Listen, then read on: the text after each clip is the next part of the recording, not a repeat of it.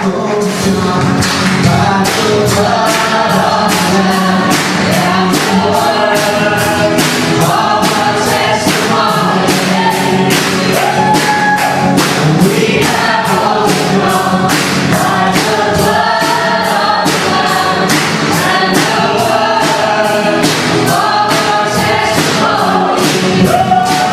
evening. Well, good evening. My name is Kevin. I was born in Romford to an Irish Catholic family. As far as I can remember, I had a good happy childhood. We didn't have a great deal of money, but we were always well fed, well dressed and satisfied with what we had. I was the eldest of four, me, two younger brothers and one sister. The whole family, except my mother, went to church each week. I was an altar server and I thoroughly enjoyed it. Then at the age of 10, I was sexually abused by one of the chief altar servers in the church. And from that moment, I seemed to change. I felt ashamed, I felt understood completely what was going on, and I blamed God. All my blame went to God. I did tell my father what happened, and he told me he would sort it out. I don't know what he did, but from then on I never saw that man again. But I no longer wanted to go to church or be an altar server. I changed within myself. From being an outgoing child, I withdrew into myself and appeared to become very shy. I went to a Catholic school from my junior to my senior years, and in the latter part of my senior years, I got into the wrong crowd. I started stealing people's bikes, shoplifting and things like that. I left school at 15 with no certificates of any kind. I didn't really know what job to get, and I started off working in factories. I didn't make many friends and I kept myself to myself. I was still shoplifting to get the things that I wanted. At the age of 17, I found alcohol. And from that moment on, I used alcohol to stop from being withdrawn, to come out of myself. It became my coping mechanism.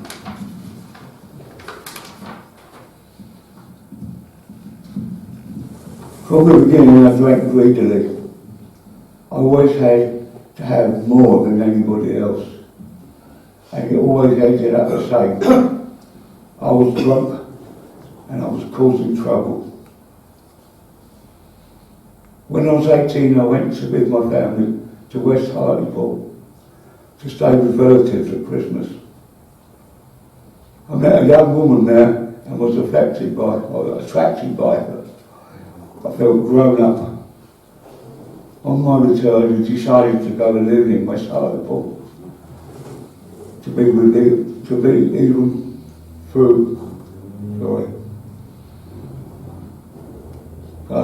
her, even though this upset my mother particularly. I got a bed set and the young woman moved in with me.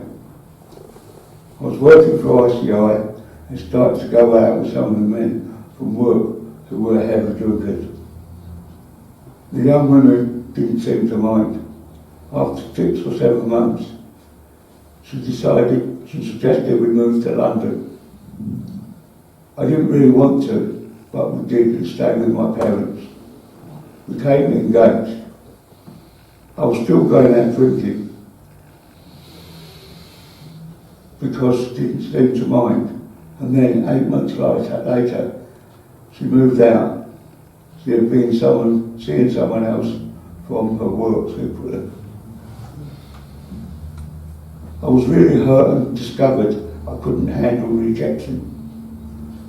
Drinking heavily and taking an overdose and a suicide attempt, and I was hospitalised. I'd always had a secret desire to join the army because my cousin who was in the army, and now I seriously considered it, to get away and try to sort myself out. At the age of 22, I joined up. I think my parents were happy and relieved for me to join the army because I was active. I was likely to end up in serious trouble. I joined the REME, Royal Electrical Mechanical Engineers. From the moment I joined the army, I thoroughly enjoyed it. I seemed to find my home. Within the army there was drinking culture. Alcohol was so easy to come by, and most people drank heavily. It suited me down to the ground. I did well in the army for the first couple of years and became a very popular person because of the drink. I decided to do the para course. I passed the entry requirement on the second attempt and I seemed to really arrive home, as I then saw it. I did a couple of tours in Northern Ireland, went around with the airborne services, even worked at the film extra. It was all work and hard play, and I thoroughly enjoyed it. Though I'd never really gotten over the girl I'd met at 18. At about 26 or 27, whilst on leave, I met a young woman, leads to society in a pub. I was attracted to her straight away. We started seeing each other, and in the end of my 2 weeks leave, we arranged to meet again. I went straight from leave to a tour of duty in Cyprus. On my return, we got married. My drinking habits hadn't changed, or only for the worse if they had. My young wife and I moved into our quarters. At first, all was good, but it didn't take me long to get into my bad habits and carried on drinking as if I was single. I was promoted to the rank of corporal, but this just meant I had even more opportunity to drink because of many of the functions held in the corporal's mess. There was always the same result. I was carried home and my wife was in tears. I did many tours of Ireland at this time, and my wife was left in our married quarters alone. She became very unhappy. I thought that if we had children and they had responsibility, might calm me down and change my drinking habits. We tried, but without success, and I resigned myself to having no children. Eventually I was posted to Berlin, and my wife came with me. At first it was like a fresh start and all new and fun. But once I got into the mess life again, my drinking just got worse. Drink was cheap in Berlin, very cheap. I knew my wife was unhappy, but I took no notice. When I returned to the UK, I was promoted to sergeant. The drinking in the sergeant's mess was even worse, so it continued till I had served 22 years. During the last 2 years of my military service, I was unfaithful to my wife.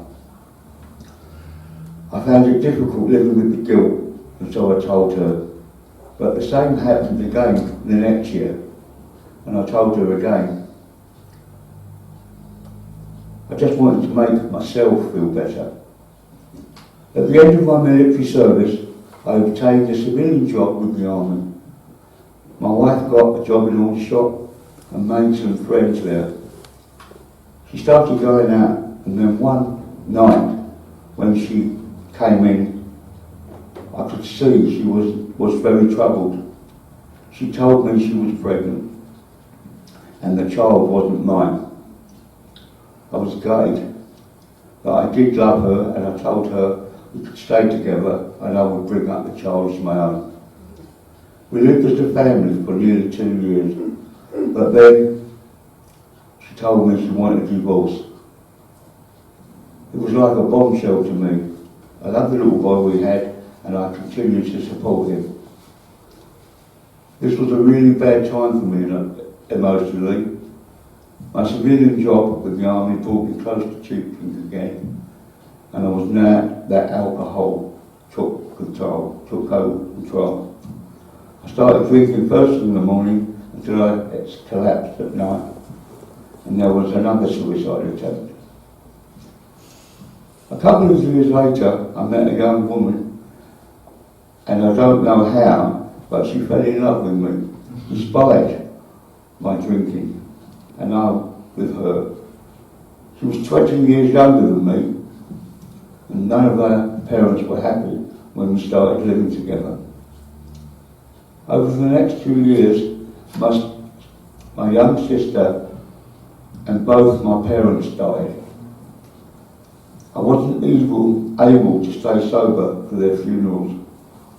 I remember at my father's funeral, I was told that the woman I'd been engaged to had died.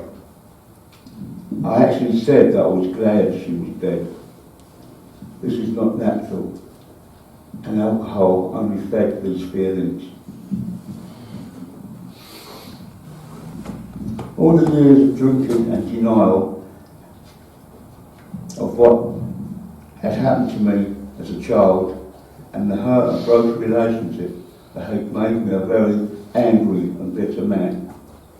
I must have been hell to live with, and my girlfriend called the police to me a couple of times and had made me leave a couple of times too. Then my health started to fail. I was diagnosed with Guillain-Barré syndrome and also neuroendocrine disease. My girlfriend was told I was going to die. I didn't. It took me over a year to get over it. After a year, I returned to my work with the army, against my girlfriend's wishes.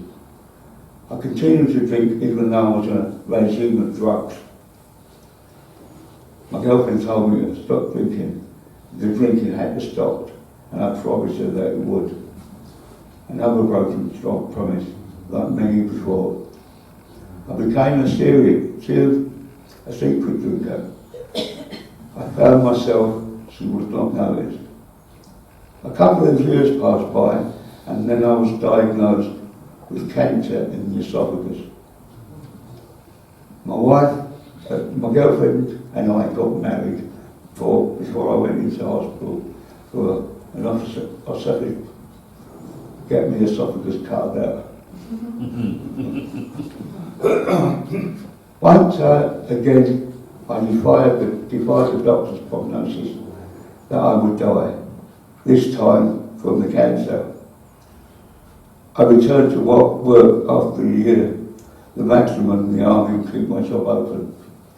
Again, this was against my wife's wishes, and she didn't think that was well enough. Meanwhile, we had moved into my parents' old home.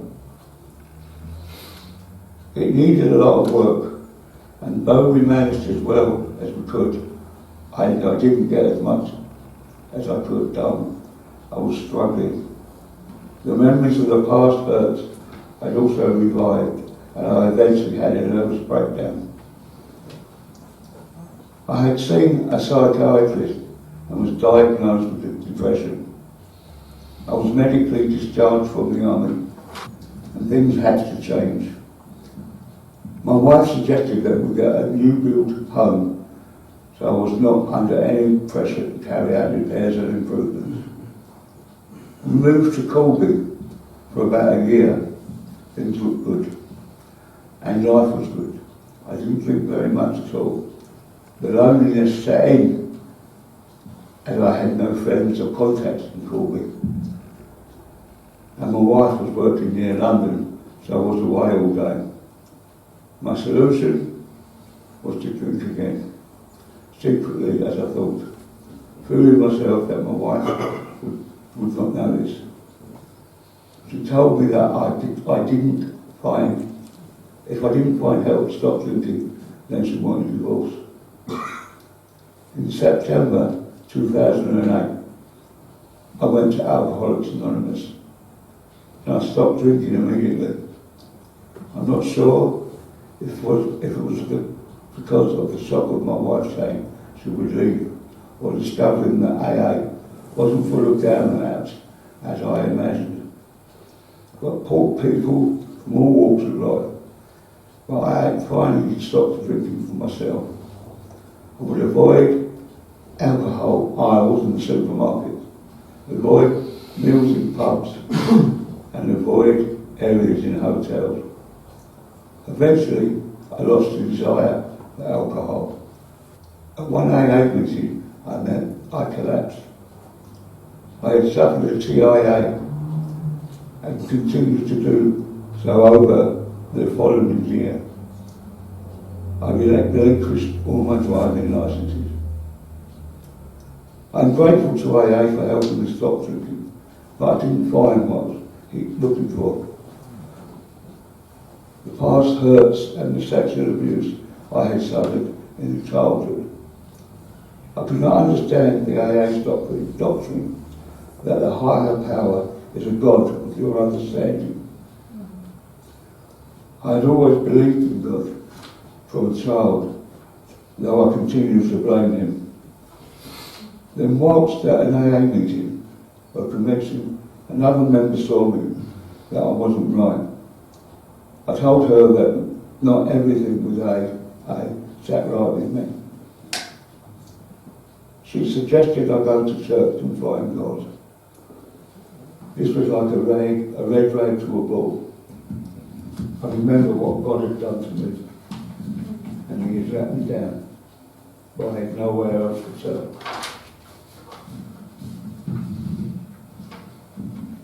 So I went to church. I did an Alphas course and a couple of other courses, and things seemed to be getting better, but I still wasn't finding what I needed. After a couple of years, I changed church, and I learned about forgiveness and grace. I went to an Elim Bible week, and I was filled with the Holy Spirit.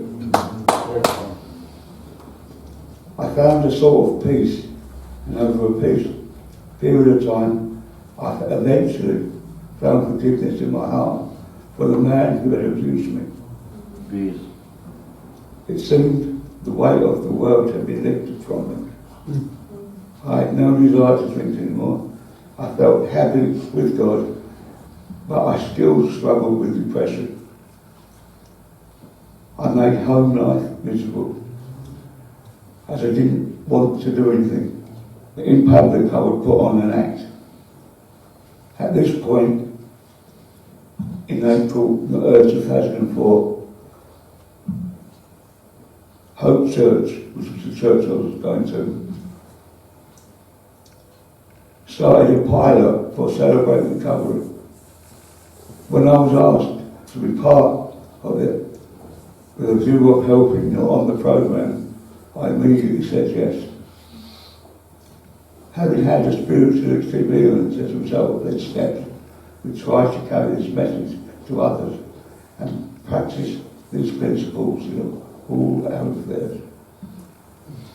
Up until early 2017, I attended both AA and Celebrate Recovery, but a number of contradictions between AA and the spiritual approach of CR caused me so much conflict, I had to make a decision. I decided to only attend Celebrate Recovery, with its emphasis that I was not identified by the struggles, but my identities as being a new creation in Christ. When I made this decision, it was a shift had occurred in me.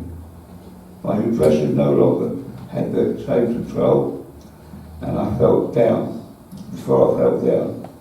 I would not come to this army, even though at the time I would be thinking about what stage the meeting was at. Now I would not attempt to miss it. I have never felt so close to God as I have since making that decision. Since I started my Celebrate Recovery journey, I've become a completely different person. My trust in people has gone from strength to strength, though I still struggle with strangers. I love doing what I do within Celebrate Recovery, and I look forward to Fridays. No longer so I can start drinking early and ruin other people's lives, but to better my walk with the Lord. And maybe some use in helping others with their hurts, hang-ups and their habits. When I was drinking, I lied a great deal, and it became a habit. Now Celebrate Recovery and I have learned to be honest with each other. I am no longer a self-centered and think of others rather than myself. Yeah. I have made amends at the graveside in some cases, and to others who didn't want to know me, but I have done what God asked me to do. And He has given me peace. Saying sorry means something nowadays. In the past it was just words. If I speak out of turn, I realise it and I have to do something about it. Before I would just have said, so what, and I left it. I have learned to keep short account of my amends. Since I committed my life and my will to God and started my Celebrate Recovery journey, my wife has seen a change in me. I have gained her respect, which is a massive thing for me. I have also recovered my own self-respect. I continue with the Celebrate Recovery journey because I know that working steps in my lifestyle. A way of life that brings freedom. I thank God even when I blamed Him for the bad things that happened in my life. He still held on to me and He brought me back to this place. It's now 15 years that I have been in AA and that's been given up now. And since I found new wife, my wife is happier than ever. And even though I don't look it sometimes, I'm happy as well. Especially when I've met my new mate. So, thank you very much. And the poor quality of the speaker. Oh.